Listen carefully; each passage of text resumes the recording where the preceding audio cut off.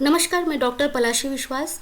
आज हम महादेवी वर्मा द्वारा रचित कविता धीरे धीरे उतर क्षितिज से कविता का पाठ और उसकी व्याख्या करेंगे।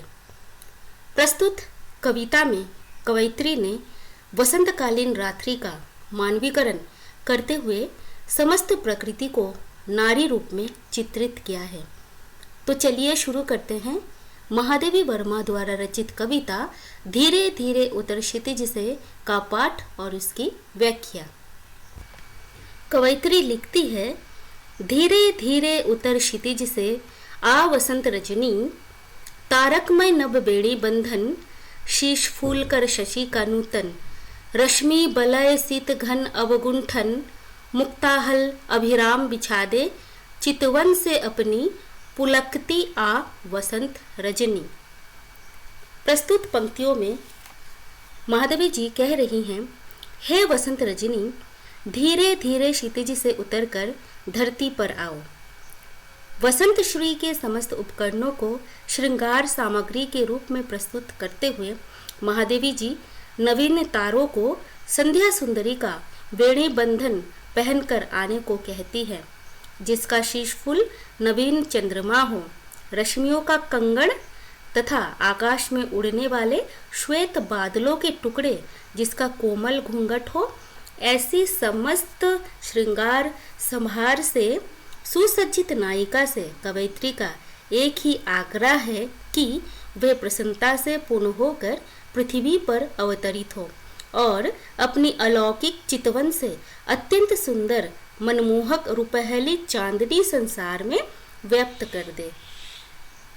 इस पद्यांश में नारी की शोभा वृद्धि के लिए प्रकृति के विविध उपकरणों का वर्णन अत्यंत स्वाभाविक है। अगली पंक्तियों में कवयित्री लिखती है, मरमर की सुमधुर नुपुर ध्वनि, अली गुंजित पद्मों की किंकिणी, भर पद गति में अलस तरंगिणी, तरल रजत की धार बहा दे, मृदु स्मित से सजनी, पी हंसती आ वसंत रजनी। इन पंक्तियों में कवयित्री कह रही है, हे सखी, तुम अपनी रुपहली सरस कोमल हंसी को विश्व भर में व्याप्त कर दो। कोमल पल्लवों की मरमर ध्वनि तुम्हारे नुपुरों की मधुरता बने। भ्रमरों के गुंजन से शोभित कमलों की किंकिणी पहनकर अपने चरणों में मादक गति भरकर हे तरंगिणी विश्व जीवन में आनंद की लहर जगा दो। विश्व के विषादग्रस्त जीवन में सरसता लाने के लिए अपने स्वरों की मादकता व अपने सौंदर्य की सरसता व्यक्त कर दो।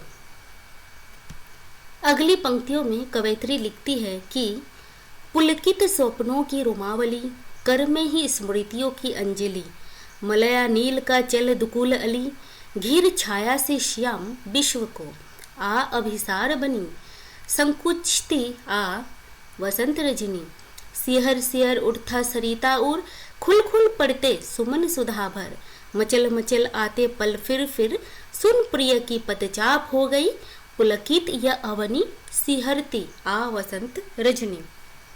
प्रस्तुत पंक्तियों में कवयित्री ने रात्रि को अभिसारिका के रूप में चित्रित करते हुए लिखा है कि मिलन के भावी स्वप्न स्वप्न में पुलकित रोमांचित रूप में बीते समय की स्मृतियों को स्मृतिजन्य आह्लाद को संजोकर, हे सखी, यह सुगंधित शीतल वायु ही तेरा चंचल आंचल हो।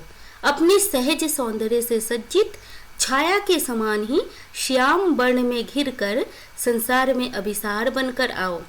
धीरे धीरे अपने सहज संकोच के साथ आओ, जिससे संसार की निरस्ता तथा उदासीनता समाप्त हो सके।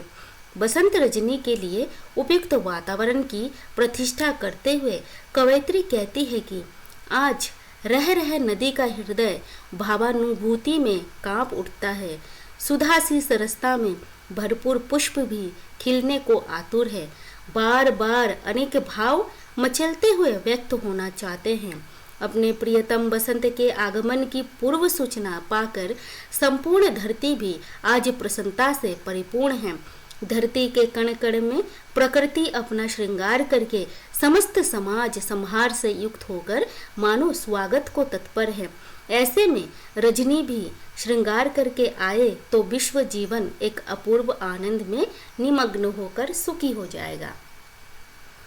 तो इस प्रकार हम देखते हैं कि प्रस्तुत कविता में कवयित्री ने प्रकृति का मानवीकरण किया है,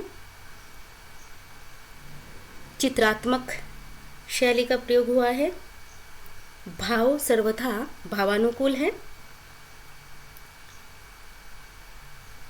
प्रकृति को अभिसारिका का रूप देते हुए कवयित्री ने उसके रूप रंग हाव भाव तथा वातावरण को पूर्ण रूप में प्रस्तुत किया है। गीति तत्व है भाषा संक्षिप्त प्रभायुक्त तथा संगीतात्मकता आदि सभी गुणों से युक्त है। धन्यवाद।